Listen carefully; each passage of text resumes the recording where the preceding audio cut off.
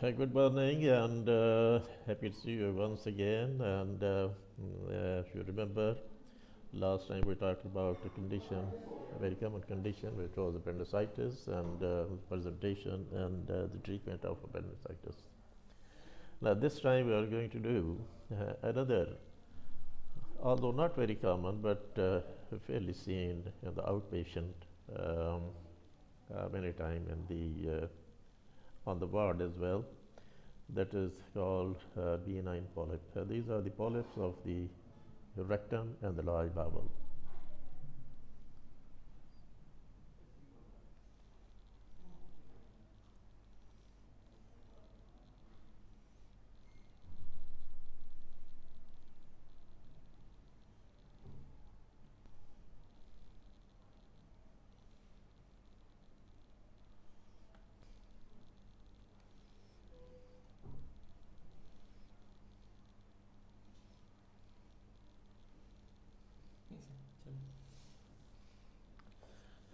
Now, if we define polyp, how we can define it?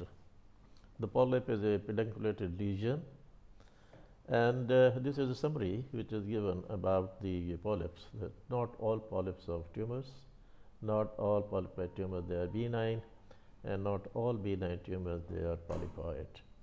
And in the picture, as you can see, on the right side you can see polyp which is without any pedicle. On the left side you see a polyp with a pedicle.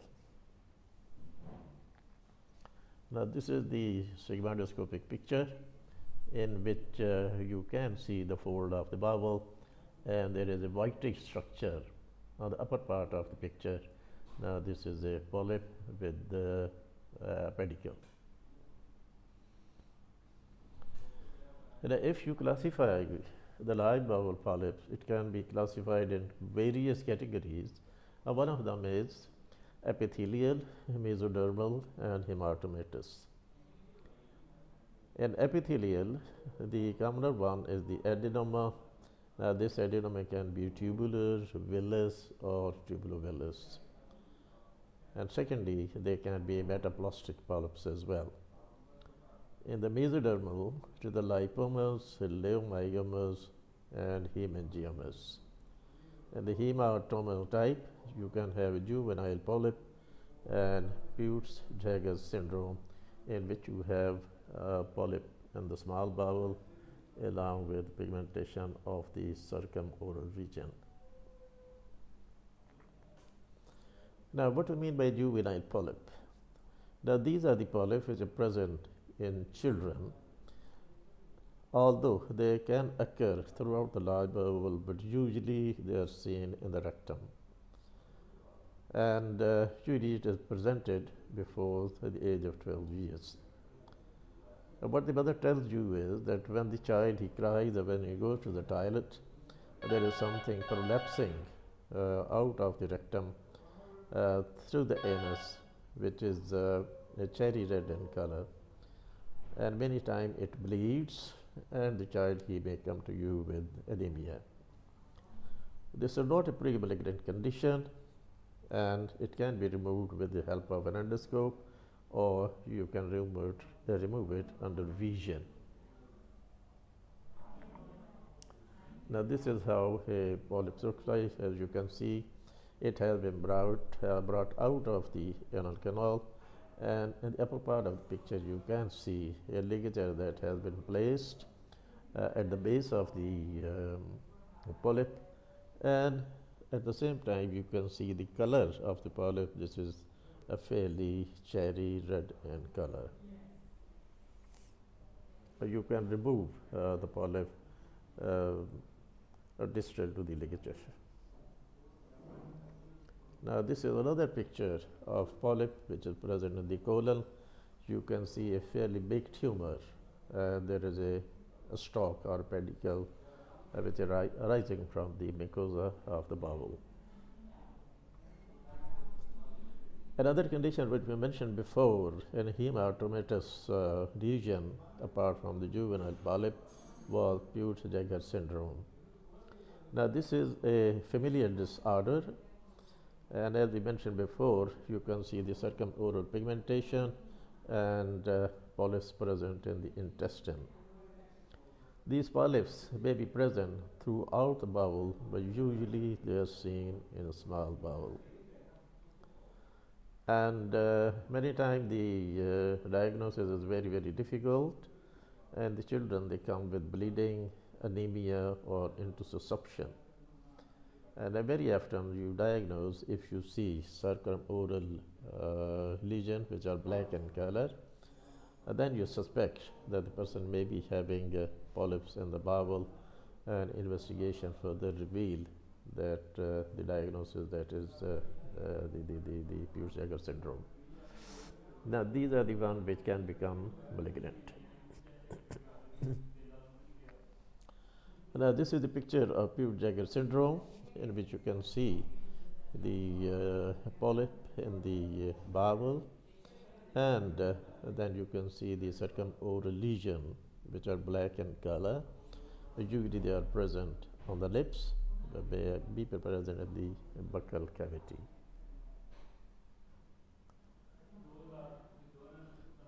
Metaplastic polyps, usually they are small plaques and small in size, of the size of 2 millimeter in diameter. The pathogenesis is unknown, and they are not pre-malignant.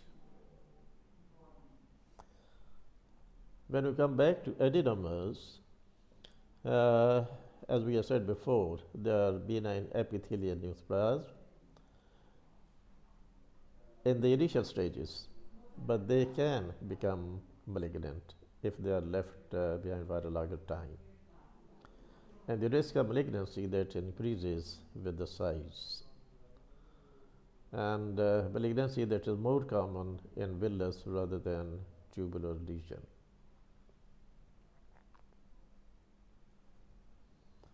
It is said that about 10% of population over the age of 45 years may be having adenomatous polyp at some time of their life. Most adenomas they are asymptomatic, but if they do become symptomatic, usually it is the bleeding, mucus discharge, or prolapse. The villus adenoma they may produce hypokalemia, although this is rare. But incidentally, we have seen 2 cases in the span of about 2 to 3 weeks' time, where the diagnosis that was made villus polyp, and that became malignant, and we had to do abdominal resection.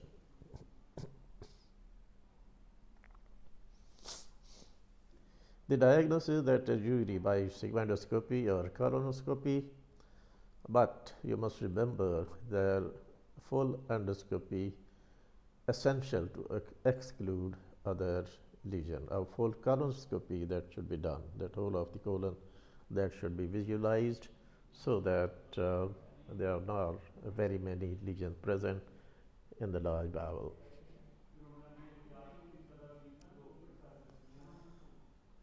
The treatment is by transanal excision or colonoscopic snaring. Now, in the picture, you can see the snare and the loop of the snare that is around the polyp. When you fire this snare, it will cut the polyp at the base. There may be a little bit of bleeding, but usually that stops automatically. Now this is a microscopic picture of adenomatous polyp, in which you can see the longitudinal type of mucosa that is seen in whole of the picture. Another condition which we have mentioned is familial adenomatous polyposis. Now these are pre-malignant if they are left behind, and in about 1% of the cases it becomes cancer. Sorry. It is an autosomal dominant due to mutation on long arm of chromosome 5. Mutation induces proliferation of mucosa throughout GIT tract. UED, colonic polyps, they are seen in teens or early 20s. Untreated progresses to cancer by the age of 30. Therefore, screening by rigid or flexible sigmoidoscopy, that is very much essential. That should be started when the person is at the teenage, and it should be continued till the age of 40 to mitigate the chances of cancer formation. They can have extra colonic manifestation as well, where among these you have osteomas and epidermoid cyst, which is called a Gardner syndrome.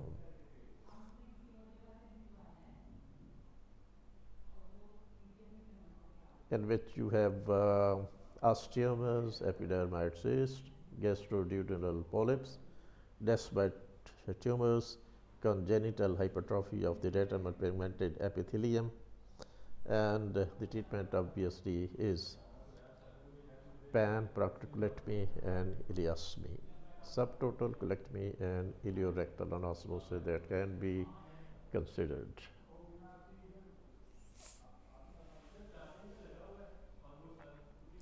But in these cases, follow-up is always essential so that to see if there is any recurrence in the rectal stone. Now, this is how you can see the familial polyposis. You can see there are 100 of them, and they may be present in certain children.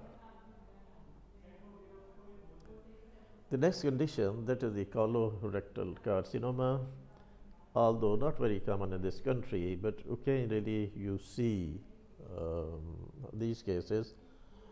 And incidentally, we are seeing them quite frequently at the moment.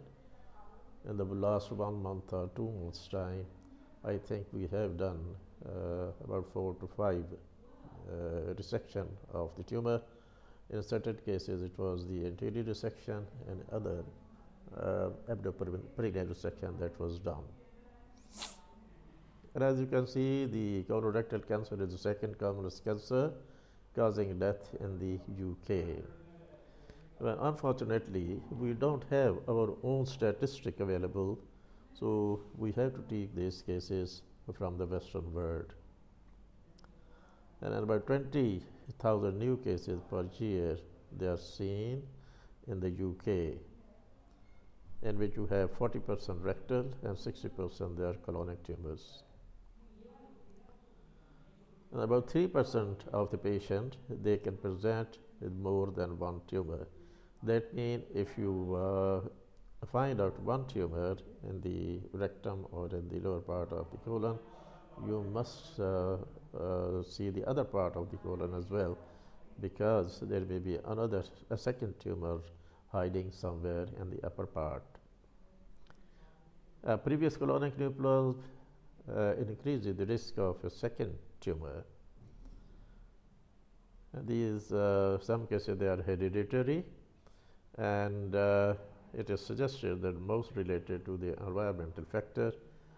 That means the dietary habits in which the red meat that is taken and a lot of animal fat that is consumed by the patient.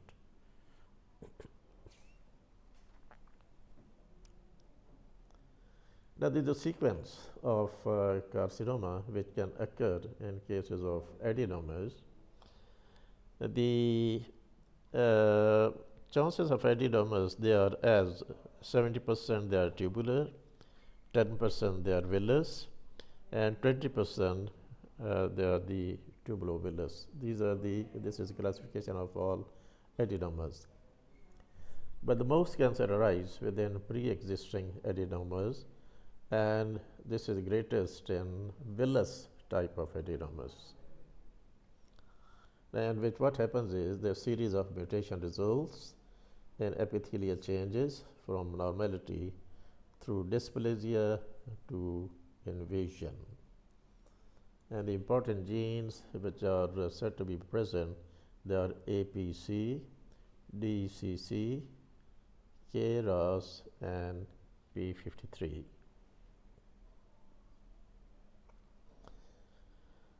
Now, if we classify the colorectal cancer according to the site of the bowel, so you can see that an appendix is fairly rare to have tumor, 0.5%. Cecum and ascending colon, it is about 18%. Descending and transverse colon, about 14%. Sigmoid colon, about 21%. Rectosigmoid junction, 45%. And anal canal, about 2%. So you can see that most of the tumors which are present in the large bowel, they are at the rectosigmoid junction, followed by sigmoid colon. Now, this is a picture of the large bowel in which you can see the sequence or the presence of tumor in various areas.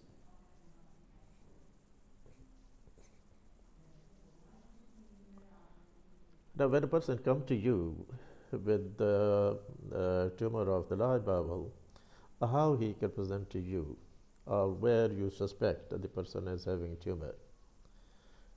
In the right sided region, usually the person comes to you with anemia, and that is seen in the shape of occult blood. Usually it is not frank bleeding from the bowel, and the person comes to you with anemia. There you suspect, and you investigate it and find out that he has got a tumor. Then they have weight loss, sometimes the pain in the right iliac fossa, and very occasionally they can have a mass in the right iliac fossa. On the left side, usually they come to you with abdominal pain, alteration in the bowel habit, and rectal bleeding. So it is said that a person who is above the age of 45, he comes to you telling you that he is having sometime diarrhea, sometime constipation, or he is having increasing constipation, then you must suspect that he is having tumor of the large bowel, particularly of the colon. In certain cases, they come to you with a rectal bleeding, and many times this bleeding is mixed with a discharge or a pus discharge. About 40% of the cases, they present to you in emergency because of obstruction or perforation. Now, this is a debatable whether these people who come to you with obstruction, whether they have a good chance of survival or they have poor prognosis.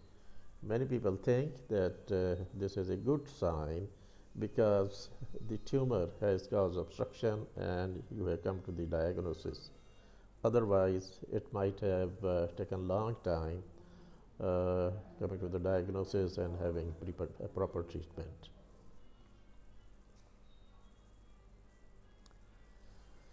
Now, how the tumor spreads? You can have spread by the local, via local spread, local route, lymphatic spread, in which the tumor goes into the lymph nodes, and you can have the bloodstream spread. If it goes through the lymphatics, then N1 node, that is with the immediate vicinity, and 2 nodes along the ileocecal and right colic, mid colic, left colic, and sigmoid arteries, and 3 node around the superior and inferior mesenteric arteries. That mean the major artery which is supplying the area. And if the tumor spread through the blood, then it can go into the liver and the peritoneum, sometime in the lungs, skin, bone, and brain.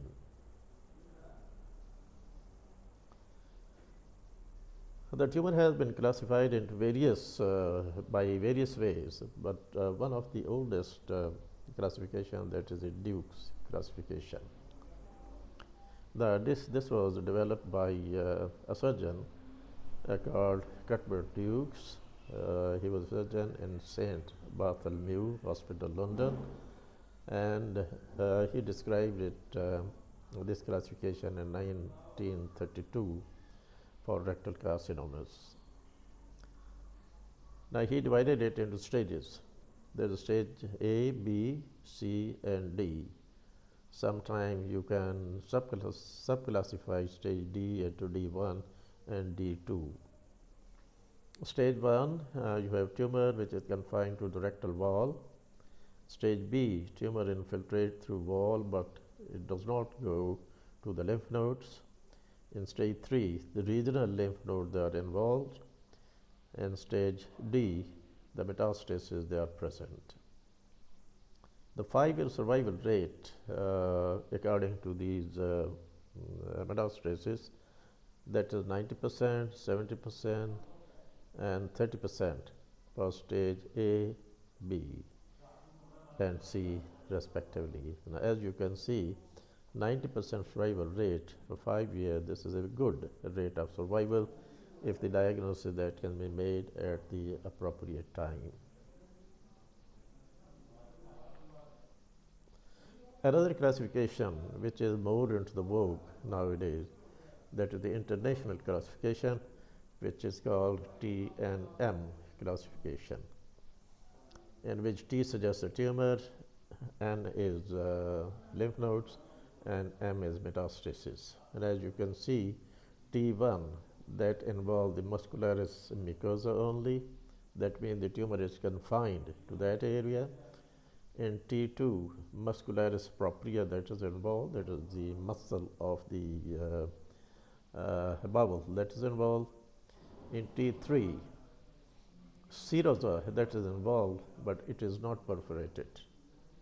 In T4, the serosa is perforated and the adjoining structure, they are involved as well. And if you come to the nodes, N0, that means the nodes are not involved. N1, 1 to 3 nodes, they are involved. N2, 4 or more, they are involved. And about metastasis, M0, there is no metastasis. M1, metastasis, they are present. Now, this is the picture showing carcinoma in the cecum. You can see the person or the surgeon, he is holding the tumor on his hand. Now, what investigation they can be done? You must remember the history of the patient, that is very, very important. After history, the examination, if you take a proper history, I think 50% of the diagnosis that is made. And then obviously you can confirm your diagnosis with the help of certain investigation. And the investigation, what you can have is the rigid sigmoidoscopy. That means with the help of a rigid or metallic sigmoidoscope. Then nowadays you have the flexible sigmoidoscope and the colonoscope.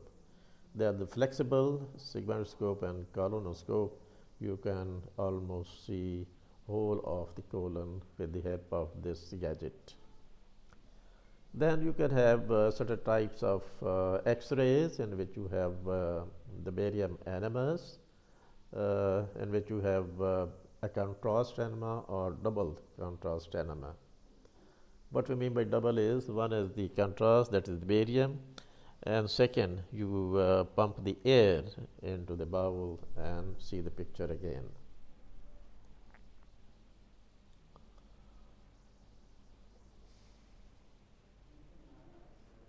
Now, this is how the tumor is seen in the barium enema. You can see the barium proximally, you can see it distally. In the middle, you can have a very thin structure. Now, this is a tumor causing a picture like this.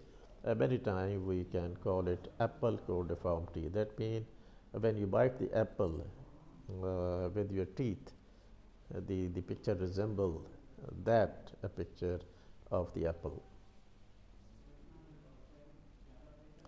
Now this is the double contrast, the gas that has been pumped, and again you can see that narrow structure in between the two bigger areas, that is the tumor. Colonoscopy that will help to visualize the actual tumor, in which you can see the tumor and you can take a biopsy as well. Now this is the CT scan in which you can see the multiple black shadows in the liver. They are the metastasis present in the liver.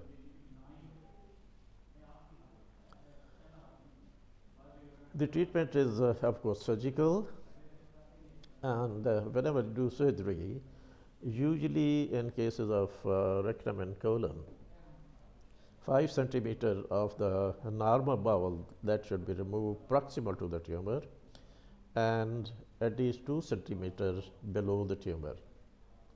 Because in these cases, the tumor spread proximally rather than distally. So that is why you should remove proximal portion more as compared to the lower portion.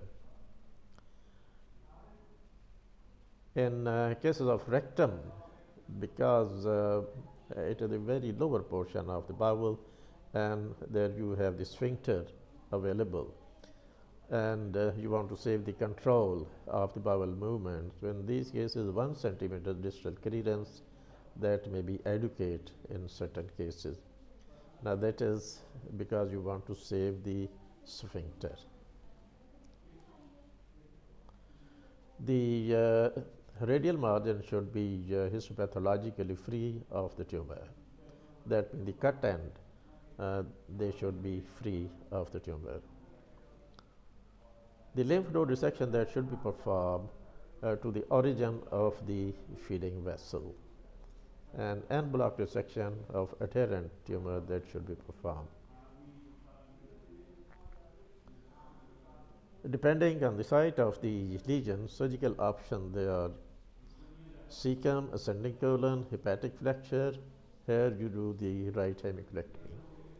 In cases of transverse colon, extended right hemicolectomy that is done.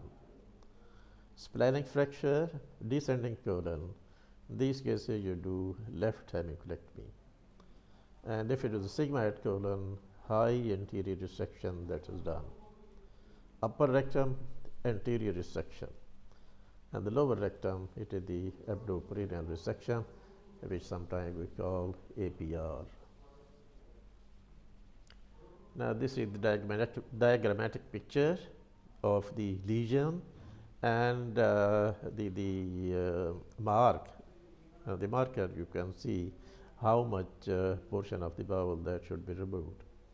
On the right sided picture, you can see the marker that giving you the picture of right hemicolectomy, and on the left side, it is the tumor where you have it in the hepatic flexure, the marker that tells you how much portion of the bowel that should be removed. Now this is the picture where you have the tumor in the sigmoid colon, probably the rectosigmoid junction. Thank you very much once again, and I hope to see you again next Friday.